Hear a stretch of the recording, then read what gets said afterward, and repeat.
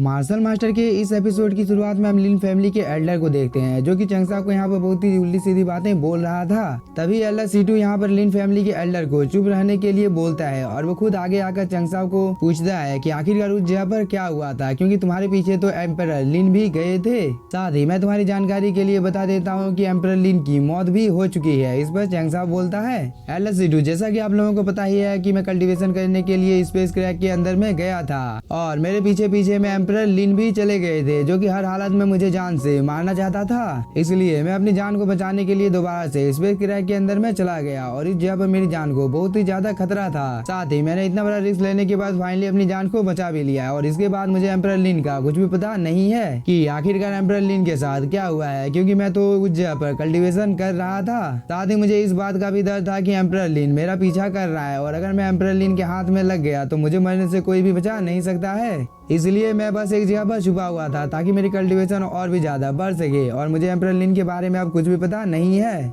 लेकिन इस बात को सुनकर ली को यहाँ पर बहुत ही ज्यादा गुस्सा आ जाता है और वो बोलता है, एम्परर लिन तो बहुत ही ज्यादा पावरफुल थे, क्योंकि वो मार्शल एम्परर के हाफ स्टेट पर थे, फिर आखिरकार तुम उसके हाथों से कैसे बच सकते हो। इस पर चंगसा बोलता है, लिन तुम इस जगह पर बिल्कुल सही बोल रहे हो, क्योंकि एम्परर लिन तो मार्शल एम्परर के हाफ स्टेज पर थे। फिर तुम लोग यहाँ पर ये सोच भी कैसे सकते हो कि मेरे जैसा एक नॉर्मल कल्टीवेटर एम्परर लिन का मुकाबला कर सकता है, क्योंकि मैं तो तुम लोगों के सामने खड़ा हूँ और तुम लोग देख सकते हो कि मैं कितना ज्यादा कमजोर हूँ, इसलिए हो ही नहीं सकता है कि मैंने एम्परर लिन को जान से मारा है। इस पर ली बोलता है, मुझे पूरा विश्वास है कि चैंसा तुमने ही एम्परर लिन को जान से मारा है, क्योंकि हो सकता है कि स्पेस क्रैक के अंदर में तुमने बहुत ही ज्यादा पावरफुल कल्टीवेटर के साथ अपना हाथ मिला लिया होगा और तुम दोनों ने मिलकर एम्परर लिन को जान से मार दिया है। और अगर तुमने ऐसा नहीं किया है तो हो सकता है कि तुमने किसी फॉर्मेशन के अंदर में एम्परर लिन को फंसा दिया होगा, जिसकी वजह से उसकी मौत हो गई है। इस पर चंगसा बोलता है, तुम यहाँ पर बकवास करना बंद करो, क्योंकि मैं तुम सभी लोगों को ये बता कर थक गया हूँ कि मैं बहुत ही ज्यादा कमजोर हूँ। साथ ही मैं तुम्हें और एक बार याद दिला देता हूँ कि एम्परर लिन तो मार्शल एम्परर रेलम के हाफ स्टेज पर थे, फिर आखिरकार वो मेरे नॉर्मल से ट्रैप में कैसे फंस सकते हैं, क्योंकि वो तो बहुत ही ज्यादा पावरफुल थे।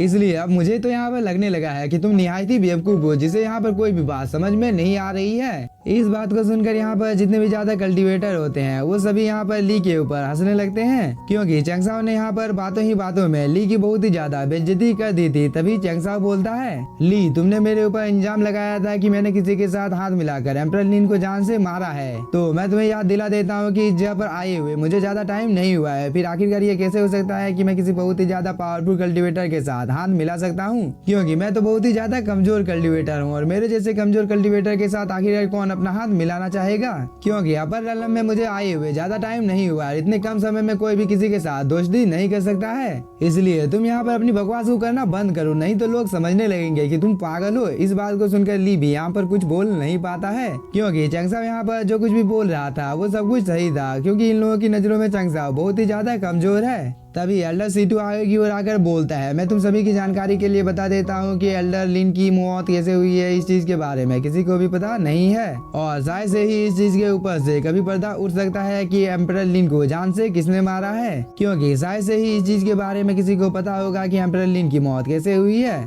इस बात को सुनकर सभी लोग यहाँ पर एग्री करते हैं। साथ ही एल्डर सीटू यहाँ पर चंगसा को बोलता है, चंगसा तुम्हें इन सब चीजों को यहाँ पर भूल जाना चाहिए, क्योंकि अब तुम्हें यहाँ पर अपने कल्टीवेशन के ऊपर ध्यान देना चाहिए। यह बोलने के बाद एल्डर सीटू अपने पास से एक ब्लड क्रिस्टल को बाहर निकाल लेता है और उसे चंगसाओ को दे देता है। इस चीज को पाकर चंगसाओ मन ही मन में बहुत ही ज्यादा खुश हो जाता है, लेकिन वह यहाँ पर इन सभी कल्टीवेटर को अपनी खुशी नहीं दिखाता है और वो साथ ही एल्डर सीटू को बोलता है, एल्डर सीटू आपने तो इस बीस्ट को जान से मारा था, इसलिए इस चीज को आपको अपने पास रखना चाहिए, क्योंकि ये चीज तो बहुत ही ज्यादा रेयर है और मैं इस चीज के लायक नहीं हूँ। इस पर एल्डर सीटू बोलता है, चंगसाओ मैं तुम्हें याद दिला देता हूँ कि सबसे पहले तुम ही इस बीस्ट के साथ फाइट कर रहे थे, इसलिए इस बीस्ट की बॉडी के अंदर से जो कुछ भी बाहर निकला है उन सब चीजों के ऊपर तुम्हारा भी अधिकार है। साथ ही अब तुम्हें यहाँ पर बिना कोई टाइम जाए किए कल्टीवेशन करना चाहिए ताकि तुम जल्दी से जल्दी पावरफुल बन सको। लेकिन इस बात को सुनकर ली यहाँ पर बहुत ही ज्यादा गुस्से में आ जाता है और वो बोलता है, चंगसा मैं तुम्हें जान से मार डालूंगा। साथ ही लिन फैमिली का ये एल्डर भी यहाँ पे बहुत ही ज्यादा गुस्से में था, लेकिन वो चाहकर भी इस जगह पे कुछ कर नहीं पा रहा था, क्योंकि एल्डर सीटू और बाकी के लोग भी इस जगह पर चंगसा के साथ में थे और यहाँ पर लिन फैमिली के एल्डर ने अगर यहाँ पे कुछ करने की कोशिश की तो यहाँ पर इसका भी मरना तय है। इसलिए लिन फैमिली के एल्डर को ना चाहते हुए भी यहाँ से जाना पड़ता है। इसके बाद यहाँ पर चंगसा के दोनों दोस्त इसके पास आ जाते हैं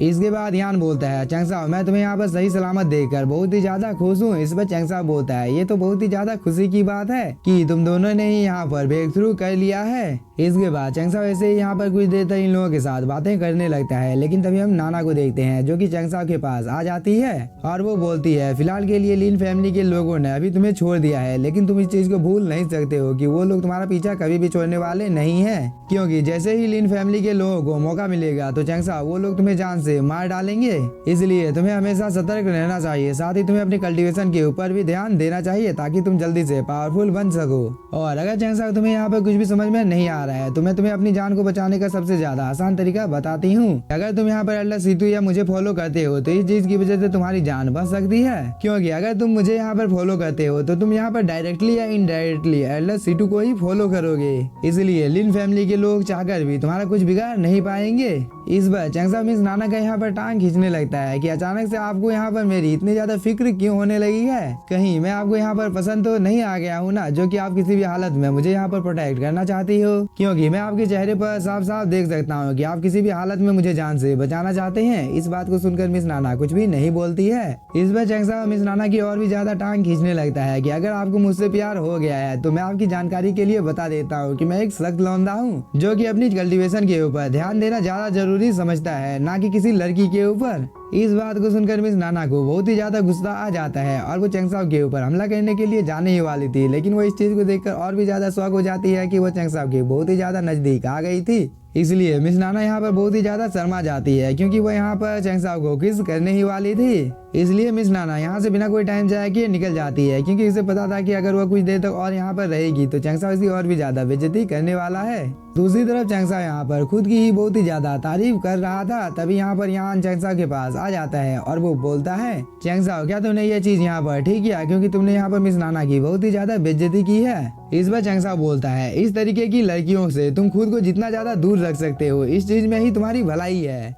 क्योंकि अगर तुम एक बार इन लोगों के चक्कर में पड़ गए तो तुम्हारी बर्बादी तय है। यह बोलने के बाद चंगसाओ थोड़ी सी दूर चला जाता है और वो कल्टीवेशन करना इस जगह पर शुरू कर देता है। साथ ही अपने पास से उसने इस ब्लड क्रिस्टल को भी बाहर निकाल लिया था। इसके बाद वो इस क्रिस्टल को यहाँ पर एब्जॉर्ब करना शुरू कर देता है, जिसकी वजह से उसकी पावर बहुत ही ज्यादा बढ़ जाती है। साथ ही इसके पास जितने भी ज्यादा वेपन थे वो सभी भी अपग्रेड हो जाते हैं। साथ ही चंगसाओ कुछ देर तक ये प्रोसेस ऐसे ही फॉलो करता है, जिसकी वजह से इसके वेपन की पावर और भी ज्यादा इस जगह पर बढ़ती रहती है। और कुछ देर तक यहाँ पर चंगसाओ ऐसे ही कल्टीवेशन करता है और जब वो अपनी आंखों को खोलता है तब उसे पता चलता है कि उसकी फिजिकल एबिलिटी तो यहाँ पर बहुत ही ज्यादा बढ़ गई है, जो कि यहाँ पर एक बहुत ही ज्यादा खुशी की बात है। और वो ये बोलने के बाद वो यहाँ पर बहुत सारे क्रिस्टल को बाहर निकाल लेता है। इसके बाद वो बिना कोई टाइम जाए कि इन सभी क्रिस्टल को यहाँ पर एब्जॉर्ब करना भी शुरू कर देता है, जिसकी वजह से उसकी बॉडी के अंदर से बहुत ही ज्यादा हाई अमाउंट में स्पिरिचुअल एनर्जी बाहर निकलने लगती है। और कुछ देर तक यहाँ पर इन सभी क्रिस्टल की एनर्जी को एब्जॉर्ब करने के बाद चंगसाओ की पावर और भी ज्यादा बढ़ जाती है, क्योंकि चंगसाओ की बॉडी के अंदर से बहुत ही ज्यादा टेरिफाइंग एनर्जी बाहर निकलना शुरू हो गया था, क्योंकि चंगसाओ ने यहाँ पर अपनी बॉडी के 7 लेवल को भी ब्रेक थ्रू कर लिया था, जिसकी वजह से इसकी पावर इतनी ज्यादा बढ़ गई थी। इसके बाद चंगसाओ इस जगह से चला जाता है। दूसरी तरफ हम पियामिया पैलेस के इन सभी लोगों को देखते हैं जो कि इस फॉर्मेशन को बनाने की कोशिश यहाँ पर कर रहे थे।